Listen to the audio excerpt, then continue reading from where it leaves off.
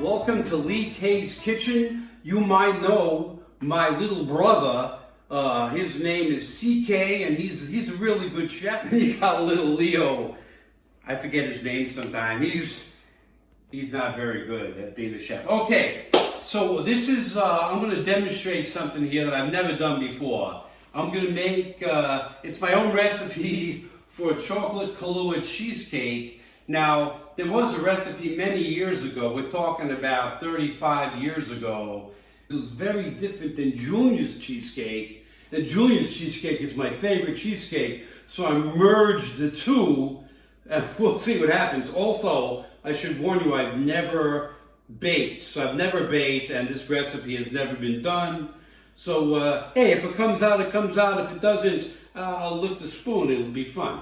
All right. So the first thing we're going to do is we're going to preheat the oven. Sometimes people forget to preheat the oven, and then everything sucks after that. So we're gonna do convection because I got convection, and we're gonna do 350. Start. We use the low oven because it works better. All right. Oh, I should say, why am I making this cheesecake now of all time? This is why I'm making it. Because we bought a whole bunch of cream cheese because we thought we were going to be having a lot of bagels and cream cheese, but we didn't realize how much cream cheese we bought, and I didn't want to throw it out. So in essence, I'm shaving a yak because I had to buy this springform pan, and I had to buy all these other ingredients just to save the cream cheese. Okay, we're shaving the yak, but the first thing we got to do is I read online that all these things kind of leak. So I put some aluminum foil in there, and now we're just going to spray it amply with some Pam. It's generic Pam from Costco. It's cheaper and it's better. So I recommend that. Don't do that to everybody. Okay. Also, you're supposed to use a 9-inch spring form pan. So it's probably going to overflow. And if it does, what we'll do is we'll just make another one in a small little regular thing in a cup or something. And I'll have it as a snack and not share that with anybody. All right, here we go. So I'm just taking regular Philadelphia cream cheese. Everybody knows it's the best. I'm going to do the smoothie setting because the smoothie setting sometimes works better. High? Don't use high. All right, it's good enough. Because I haven't even added the other ingredients yet, and when I do, it's going to be perfect. I don't want to waste that. Okay, let's put some other ingredients in there and see what we got. All right, we're going to do a half a cup of sugar. Now we're going to take the cocoa powder. I use Blend Tech for everything. It saves me a lot of time. They told me you can put a hockey puck in it, and it'll turn the hockey puck to dust. It's pretty cool. So when I tried it, it didn't work, but it was a fun experiment anyway. Okay, so we're putting a half a cup. We did a half a cup of sugar. We're doing a half a cup of delicious cocoa. You really can't beat that. That's to give it a chocolate flavor. Now, the Chocolatier recipe said to put in, highfalutin chocolate, but who's got time for that? All right, I'm going to try the magic of the blending again. I'm going to do this again. My wife, she's making a face because she thinks I'm destroying the house.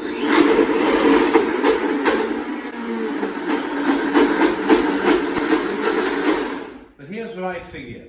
If it could turn a hockey puck into dust, it can deal with cream cheese, right? Come on, cream cheese. All right. Now the next thing we're going to put in here is the cornstarch.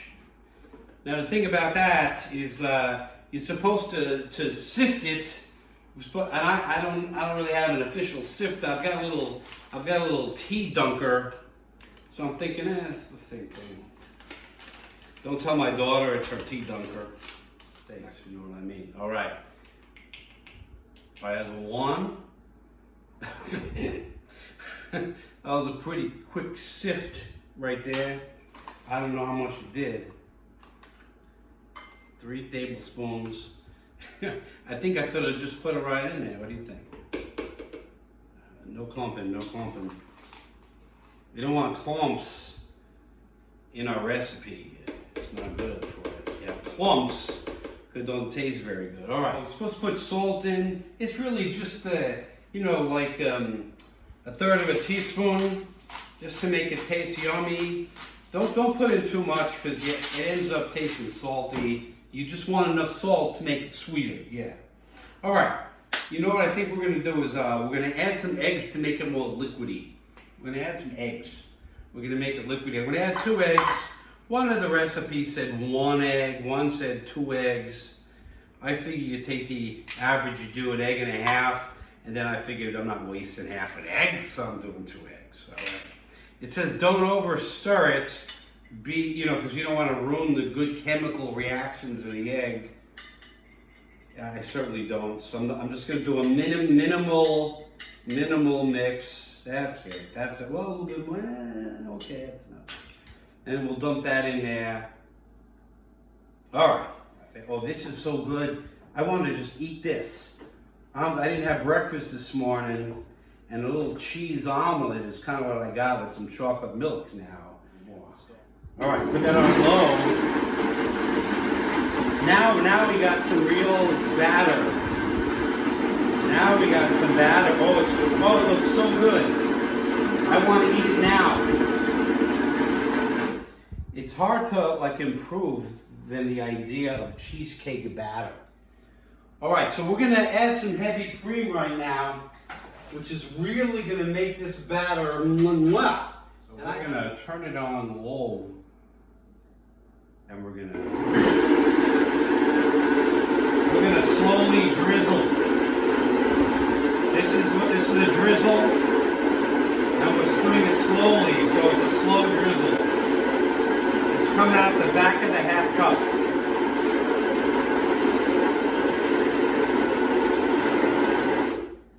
Now I'm going to put a little bit more in there because some of the recipes said put butter in. And I like heavy cream better than butter, so that's one thing. The chocolate and the cheese don't got enough flavor there. So we're going to put in some vanilla. Just a teaspoon.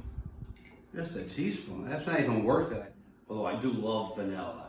Anybody ever tried Carvel ice cream cake? Oh my God, the vanilla part, it's like the best part.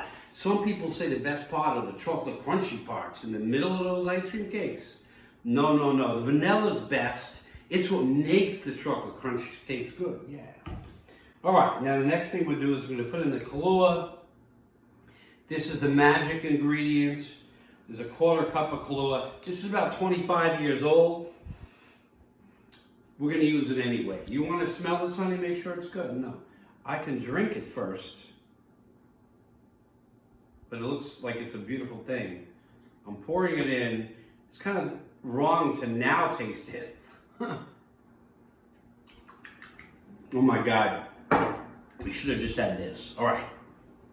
We're baking it. It don't matter. All right. And then this is the last step. Finishing that batter. Super creamy, man. It's super creamy. That's it. That's the batter. So now we're going to pour it in and we're going to bake it. Our oven's up to 350, so it's totally ready to go. I'm going to let you watch me pour it because if it works, you'll want to see the consistency of it. If it works. If it doesn't work, who gives a shit, right? All right, so here we go. I'm going to edit that. If it doesn't work, who cares? There was a little edit so that I could put it on YouTube.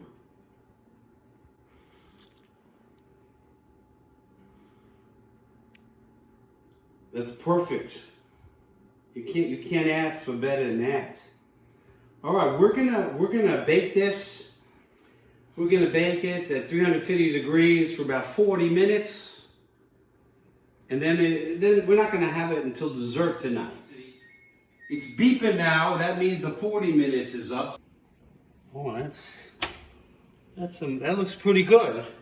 I think that's a little loose on the top there. I think I'm going to let it cook some more. It says a timer. I'm just going to say go. I'm going to hit 10. Hopefully that's not 10 seconds. Then I'm going to say start. Yeah, it's got 10 minutes at 325. It's at 322 already. because the oven was still hot. You know, it takes a while to cool down once it gets hot. You all know what I'm talking about. All right, so we're gonna give it 10 more minutes and we'll check it again.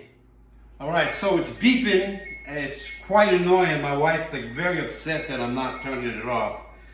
We had to redo this thing a number of times. I got about an hour of cooking in there now, all right? So I'm gonna go with an hour, 325 convection, 350 knot convection, all right? That's what we're gonna do next time I make the cake. I got a whole nother batch of cream cheese I gotta get rid of. So we'll be doing it again. But let's see what we got. Oh, look at that, it looks like a beautiful thing, doesn't it? That's a beautiful thing. We're gonna let it sit in there another hour, so it doesn't fall or nothing with a crack.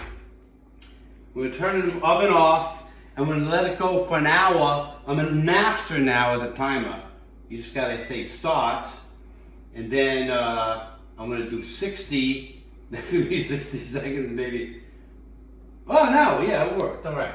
So we're leaving it in there. It could have been. She's laughing, but come on. It could have been 60 seconds.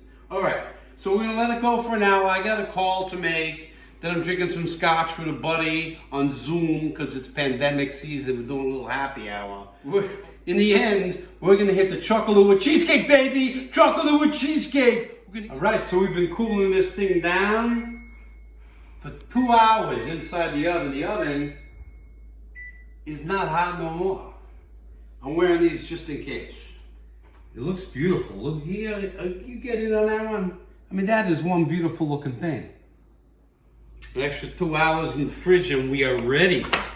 Oh, there it is, man. It came right off. There you go. Right there. It looks pretty good, man. I gotta tell you. Holy moly, look at that.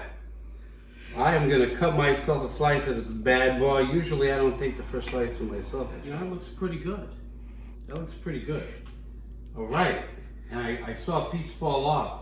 So rather than cut into that beauty right there, I'm just gonna pull this. There's no crust, so it's all the same. Let's try this.